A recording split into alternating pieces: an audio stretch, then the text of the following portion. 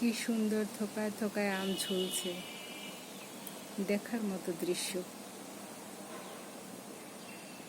গাছটা মরি মরি করতেছে, তারপরও ফল দিচ্ছে।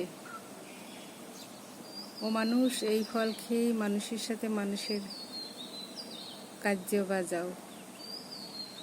কেন এই কার্যে ঝগড়া ঝামেলা করো? ফেসবুক, ইউটিউবে যেতে পারি না। শিশু নির্যাতন, নারী নির্যাতন ঘরে ঘরে।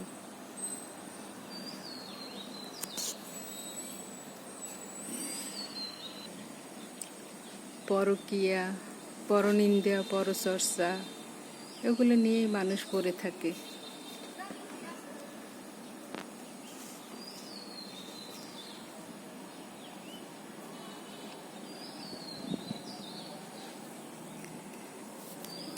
আমার কাছে সকালের ওয়েদারটা এত ভালো লাগে।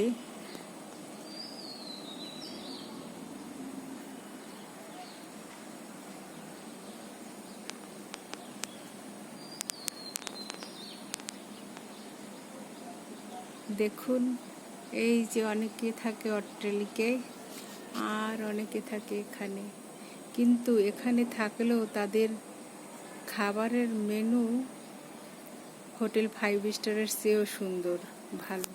ওই যে দেখা যায় যে বক পাখি, অনেকগুলো বক পাখি ওখানে এসে বাসা বেঁধেছে। আর ডাল না ওই আম্মুর বাগান থেকে। আসো, পরবর্তীতে কি করি? কেন আম্মুর বাগানে বাসা বাঁধতে পারো না? অবশ্য বক পাখি সাধারণত মগ ডালে বাসা বাঁধে।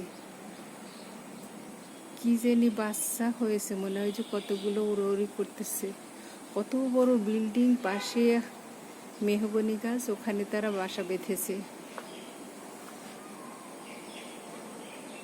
কই গেল, কোথায় দেখা যাচ্ছে? হ্যাঁ, একটু মাথা দেখা যাচ্ছে। ইদানিং পাখিদেরও কোনো ভয় ভীতি নেই, কারণ হচ্ছে বন জঙ্গল সবাই উজাড় করে কেটে ফেলতেছে। আগে যখন গ্রামের বাড়িতে যেতাম, অনেক ধানের জমি দেখতাম, সীমান্ত জুড়ে শুধু ধান খেত আর ধান ক্ষেত। আর এখন দেখি সেই ধান খেতে সব মানুষ বাড়ি করে ফেলেছে। মানুষের এত টাকা, দেখেছেন?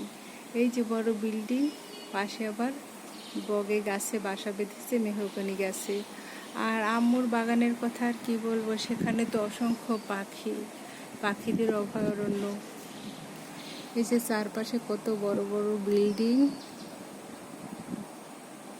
আর তার ভিতরে থাকে অনেক পাখি। আমি সকালবেলা, অতটা সকালে উঠলে তো ভিডিও ধারণ করলে অন্ধকার আসে, সকালবেলা প্রচুর পরিমাণে পাখি আসে। খুবই ভালো লাগে। শহরের ভিতরে যে এত পাখি থাকবে, পাখি বাড়ি পছন্দ করি, এজন্য মনে হয় আশেপাশে অনেক পাখি দেখতে পাই। প্রচুর পরিমাণে আমাদের এই এলাকায় নারিকেল গাছ আছে, যেহেতু ধান নদী খাল এই 3 মিলে বরিশালে প্রচুর পরিমাণে ধান ক্ষেত আছে, নারিকেল, অসংখ্য ফলমূল। তারপর তো বরিশাল বিখ্যাত আমড়ার জন্য। আমাদের বাগানে তো সারা বছরই আমড়া হতে থাকে। ওই যে দেখেন বক পাখি কোথায়, মগ ডালে উড়াউড়ি করছে খাবারের সন্ধানে। অসংখ্য পাখি দেখা যায়, অনেকের নামও জানি না।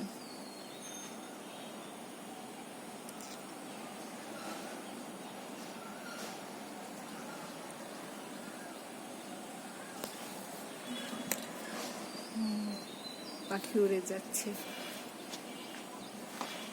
কত বড় গাছ! ওই গাছটা কদম ফুল গাছ। কদম ফুল যখন ফোটে তখন আপনাদের সাথে শেয়ার করতে পারবো। কি সুন্দর সেটে ছুটে রেখেছে।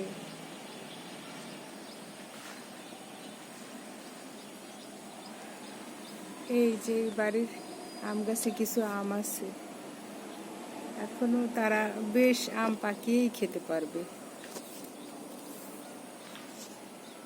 এদের আম কেউ ধরতে পারবে না। আমাদের আম তো 2-3 বার চুরি গেছে একদম বাসার পাশে, আর এরা খুবই সচেতন, অনেক বড় বড় হয়েছে, পাক এসে গেছে।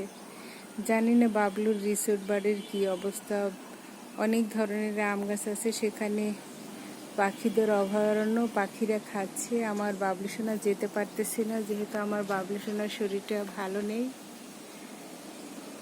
আল্লাহর রহমতে ভালো হয়ে যাবে। পাখির ওড়াউড়ি দেখছি, কিন্তু যখনই ভিডিও ধারণ করতে যাই তখনই লুকিয়ে পড়ে গাছের আড়ালে।